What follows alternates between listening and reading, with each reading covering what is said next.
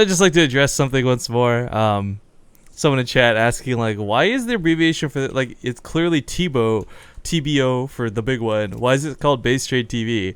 Guys, there's no special name for this. There's usually when you see a tournament name, it's like, you know, the Samsung Open or the Kaspersky Arena, you know, stuff like that.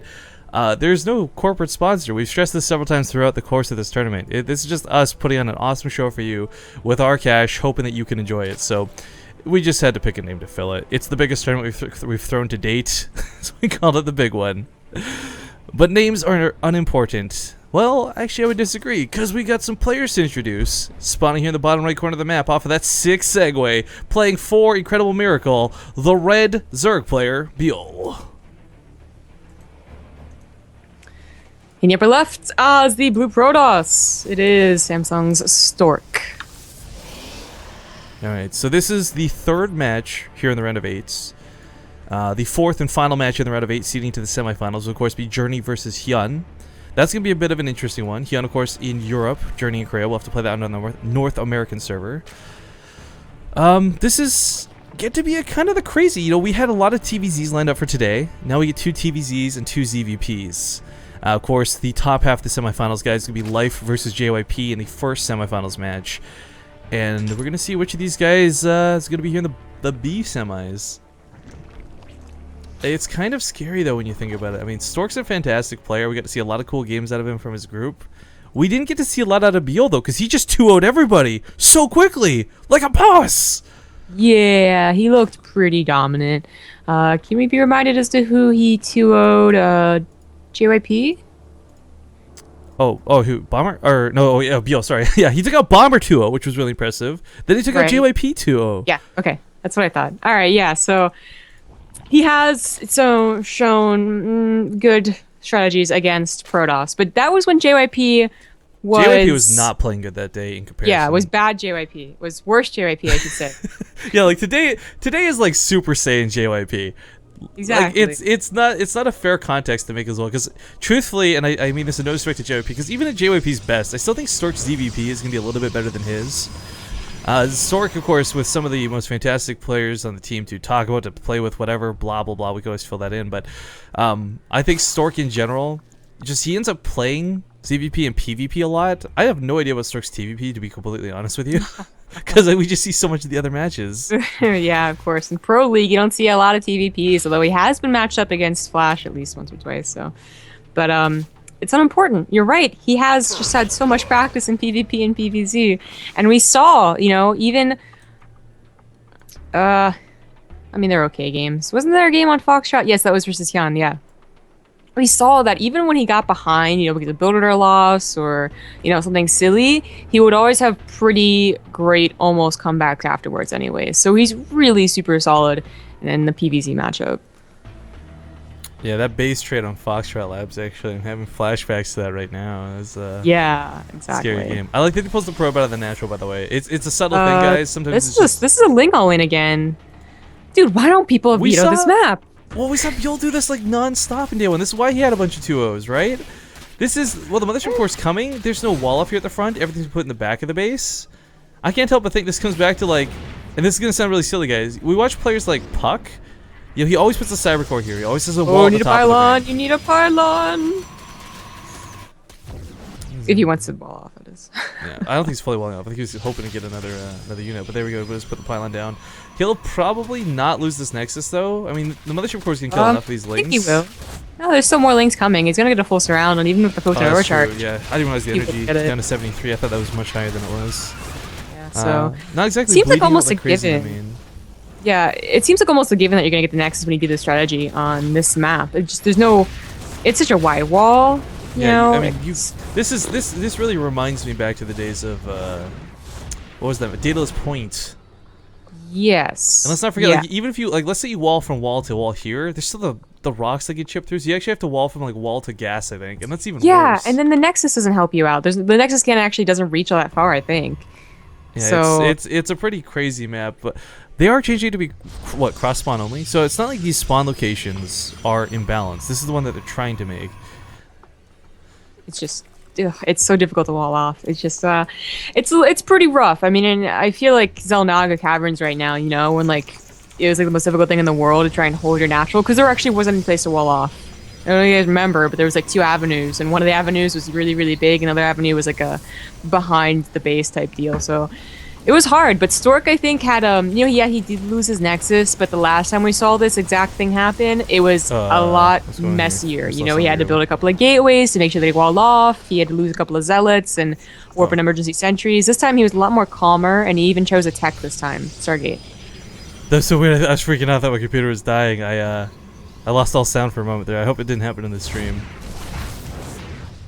Ooh. Sorry, not to steal your momentum. It's just I couldn't hear anything. I'm sure it was probably fine on the stream because I have headset problems from time to time. But sure, I'm sure whatever you said was correct. Agreed. Yes. Codecaster, thumbs up. Awesome. I just said that Stork's doing a lot better than last time this happened. Yeah. This donation is for the wonderful Riff and Zombie Grub. Such an awesome past few days, and those who haven't subbed yet, sub now! $10 donation for Mr. Boris Makarov. At the same time, we get a sub from someone named Kingsy19S. Oh, coincidental. Yeah. Actually, another one comes in. Kolf Wolf. You guys are awesome. Welcome to the family. For those who don't know, by the way, we will be awarding replays from this tournament, but only to our subs. We do this with most tournaments we cast. Even another one coming. Oh my god, the train has already started. Dude, $5 for these replays? I don't know why you guys aren't, like, no bias. Hang on, it was the DK Ravid? Dukravid? Or no, D_Kravid. Oh, sorry about that. Welcome to the family as well, sir. So 3 subs, absolutely fantastic. But not to take away from the game, of course. We only really try and we always want to give sub shoutouts, but only when there's not a lot going on. Third base taking a very interesting spot here for Byul. He will of course knock down the rocks if he wants to get through this. What's that was almost rally? Disastrous with the rally. Yo, this is like a mother duck. What? Well, he was going across, then he was like, oh wait, the Oracle is out, so he had I guess, yeah, okay. It's just so weird to see them rally to the queen's butt, you know? It was like a mother duck. That's so cute. You know, Byul really, you know, he started this game off really strong with that Ling attack. The thing that was really nice about it was like that wasn't such an all-in that he didn't take a natural. That wasn't such an all-in that was 1 base or anything like that. And it wasn't a game-ending move, but it could have been. We see Stork starting to recover off this, but the really frustrating reality is there's still this big gaping hole in the wall that he can't fully wall off. Yeah, I don't think I've seen a Protoss fully wall off this yet, or try to. At any point in the game. Yeah. It's kind of a given that you're going to have them run by. And this comes back to kind of a point of like, I'm not sure why more people don't beat up the map. I mean, I'm sure Protoss players love this central area for engagements, but outside of that, I mean, ugh. A couple more drones died to the Oracle, by the way, just flying to pick a couple off. Gas, no less. Byul has not replaced this just yet. There we go. 2 more gateways. Twilight Council. That's a total of 6. I'm just trying to think on this, like, the logic, I think, especially with all these gateways coming down, is, okay, you might not be able to take super defensive fights like you can on other maps, but you're in a position where if you've got enough force fields, it doesn't matter where you fight. If you start pushing and that momentum carries through, you could just bully your Zerg opponent to submission. Like, it's cool that Byul got that cancel early, but if he still loses the game, then they will fully understand why Protoss players still pick this map. Another sub coming in, by the way. Game Economist. Ooh, actually, I was talking to that guy the other day. This Oracle's still doing work. The Oracle's also, you know, being a really good scout. He sees a bunch of roaches come out, knows that maybe this isn't the greatest idea. He's just got to recall anyways. A Ling attack, as we say, there's just no help in it, but he does block off the top ramp. And Overseer already got a really good scout, though, so, you know, that's what's really important about that. Yeah. The gold base is always a bit of an odd one to see. Who's Solar, I believe, the other day? We saw try to take this base very early. Yes. And he got away with it, too, is what blew my mind. Yes, he did. Against Harsum. Yeah. Yeah, even though I like Harsum's plan. I still like Stork's plan as well. Nope, never mind. Hydra's already out. I don't like it. No, I don't know. Suddenly it's like, nope. Just turns around. Go home. The Hydra count is going to be enough to drive this back, but let's not forget, the Mothership Core can always recall. This is some pretty sick positioning, actually, because Lings can't get in here to really fight. You'll force off this, I guess. Yeah. But not looking to go for a fight directly. Byul trying to come in from behind, and he will catch Stork off guard. He's gonna have to recall anyways after he kills the base, so this actually isn't that bad. Yeah, I like the Warp Prison coming out too. Maybe pick up a couple of the Zealots before recalling. No, he goes for the full recall. Surprise, mother trucker! He got a revelation off on the Hydrolus, so he knew that he was gonna push any farther with his attack, and you know, recalling was actually pretty perfect for him there. He does get a revelation on top of the Hydras too. This is kind of a big deal because now he gets a more accurate count of not just the army but where it is. Byul has been doing a lot of these sort of secret attacks. The Ling's running by, Roach is running by, hiding at the top, is hiding down here. If he can keep those revelation tags up, he will not get caught off guard. But this is still kind of a scary army to have to deal with. I mean, even though he doesn't really have a Colossus, I mean, I don't think Byul looks at this army and says, I'm scared. I think Byul looks at this army and starts licking his lips. Yeah, yeah. A big warping in the main, though, is going to have to pull Byul back. I mean, that's a lot of zealots and not a lot of units back at home. That's like, I don't know. It sounded almost Italian. When he said that. Sure. Okay. But Zella is going to get cleaned up. Yeah, he doesn't get... I mean, I like that he kind of went for the Spore Crawler. Yeah, this lets the Oracle come back, right? But that's just going to get replaced immediately. Byul's not going to slack on this. In fact, the Oracle takes a bunch of damage. I guess it wandered off and got attacked by a couple of Hydralisks accidentally. No, it had gone for the natural. Got a couple more drone kills there. How many has it gotten so far? It's up to 7. It's not too bad. I guess it's worth. Those Zealots actually... I don't think the Zealots killed anything because they went right for the Spore Crawler and then died to the Roaches, right? So they didn't even kill anything as far as drones go. But Hive on the way, just kind of a big deal. I mean, this was scouted, of course, through the Warping, so I guess that's one benefit. But the thing about Hive, guys, that's going to make this so scary is this leads into Vipers. This enables late tech. This is possibly Ultras, all of which are very scary for a player like Stork, who's got a very gateway-focused army.